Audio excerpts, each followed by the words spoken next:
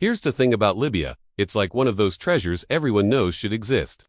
But no one can quite point out until they stumble upon it. But here's the catch, once you see it, it's hard to unsee it. Libya isn't just a blip on the North African map. It's a powerhouse of history, culture, and yes, some of the most mind-blowing landscapes you won't find anywhere else. So let me ask you, have you ever had a dream to explore the Sahara? Whoever wanted to walk in the footsteps of ancient philosophers? Or maybe you're just curious about a place that seems to be shrouded in mystery. Well, if you answered yes to any of those questions, get ready, because we're about to take off on a virtual tour of the land of the brave and the beautiful, Libya. Libya is a land of extremes, of rugged mountains, endless deserts, ancient ruins, and modern mysteries. If you've been here, you know what I mean. The Sahara Desert dominates much of Libya, giving it a harsh, dry reputation. But don't let that fool you. Hidden away from the scorching sands are places that will make your jaw drop. Take the Acacus Mountains in the southwest. This place is like something out of a fairy tale. Imagine rocky outcrops covered in cave paintings that are thousands of years old, a museum without walls showing us how people used to live. Then there's the Green Mountains. Yes, you heard me right, Green Mountains. They're a cool oasis in the middle of all that brown stuff. Lush forests, babbling streams, and fields full of fruits and veggies. It's like nature decided to have a little party here, and nobody told the desert. Oh, and let's not forget about the Libyan coastline. I mean, have you seen those turquoise waters? Crystal clear, perfect for swimming, and full of life. Coastal towns like Tripoli and Benghazi buzz with activity. You can almost taste the salty air and hear the waves crashing just by looking at those pictures. But wait, I haven't even shown you the real gems of Libya yet. Get ready to meet the Ubari Lakes. This place looks like something from another planet, a bunch of sparkling lakes surrounded by giant sand dunes. It's like Mother Nature threw a handful of glitter on a blue canvas. Trust me, seeing those lakes will make you question everything you thought you knew about the desert. Now let's head over to the south, where the Tuareg Depression awaits. It might sound like a sad place, but trust me, it's anything but. Imagine vast sandy plains that stretch as far as your eyes can see, broken only by the occasional rock formation that looks like it came from a sci-fi movie. It's lonely, it's haunting, and it'll make you feel like you've just entered the set of an intergalactic adventure. Okay, time for a dose of reality. Politics might not be the most exciting topic, but they play a big role in shaping a country and its people. Libya's modern political story is a bit of a roller coaster ride, just like the desert sands. After shaking off the shackles of colonialism in 1951, Libya found itself basking in the glow of newfound independence. King Idris I was on the throne, and things were looking up. The discovery of oil in the late 50s turned Libya into a wealthy kid on the block. Suddenly they had money to spend and development projects sprung up like weeds after a spring rain. But then came the twist. In 1969, a young military officer named Muammar Gaddafi staged a coup, marched into power, and declared himself the leader of the Libyan Arab Republic. For over 40 years, Gaddafi's eccentric rule kept the country guessing. He mixed socialist ideas with tribal vibes, wrote a book called The Green Book that tried to be the blueprint for the whole nation, and dabbled in everything, from Pan-Africanism to anti-Western rhetoric. The streets of Libya were a melting pot of cultures, religions, and ethnicities.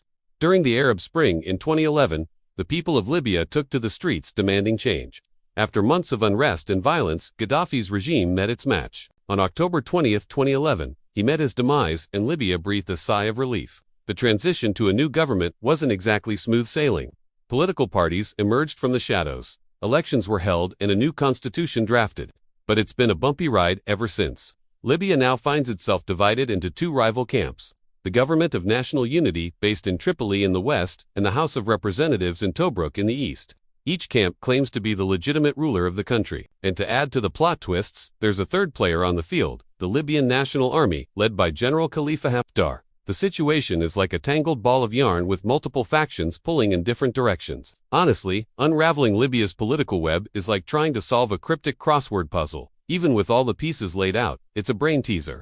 Now let's talk about the economy. What keeps the wheels of the country turning? You guessed it, oil. Libya's economy runs on black gold. It's the main ingredient that adds fuel to their economic growth. Oil production is so significant that it accounts for more than 90% of their exports and roughly 70% of the government's income. But Libya isn't just an oil pumping machine. It has other sectors flexing their muscles too. Agriculture plays a vital role, especially in the coastal areas where date plantations and olive groves thrive. Livestock farming is a big deal as well, with herds of sheep and goats grazing in the fertile lands.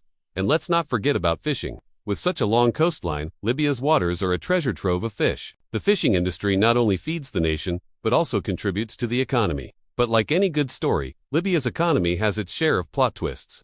Fluctuations in global oil prices can send ripples through the entire economy, and with political instability sometimes rearing its head, the economic landscape can shift faster than the desert sands. The story of Libya's population is a fascinating mix of history, migration, and tribal ties.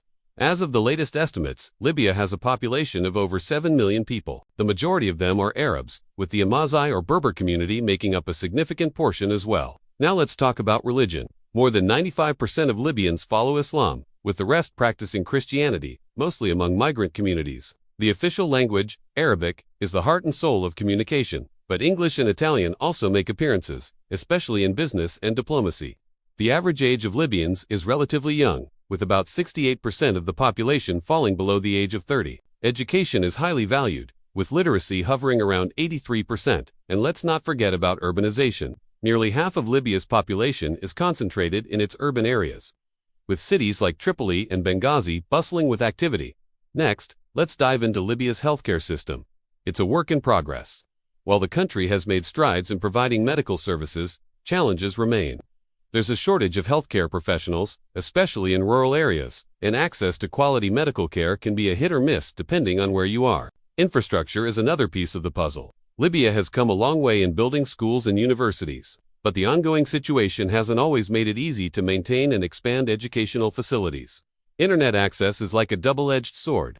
While it's growing, it's not as widespread as in neighboring countries.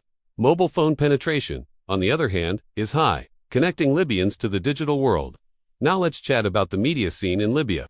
The country has both state-owned and private media outlets. Television and radio are popular, but with limited freedom of the press. The media landscape can sometimes be a bit tricky. Many rely on social media for news and information, bypassing traditional outlets.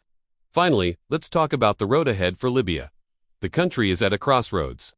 Rebuilding after years of turmoil is no easy feat, but Libyans are a resilient bunch. They've got a rich history and culture that has endured for centuries. If they can keep moving forward, working together, Libya has the potential to become a shining star in North Africa. And there you have it, a glimpse into the story of Libya. It's a story filled with adventures, cultural gems, and the resilience of its people. Did I pique your curiosity? Do you want to explore the hidden treasures of Libya? Drop a comment below. Let me know what you think. And hey, if you liked this video, give it a thumbs up and subscribe. Who knows, we might just have more adventures waiting around the corner. Thanks for joining me on this journey through Libya. Until next time, stay curious, stay adventurous, and remember, the world is full of stories waiting to be uncovered.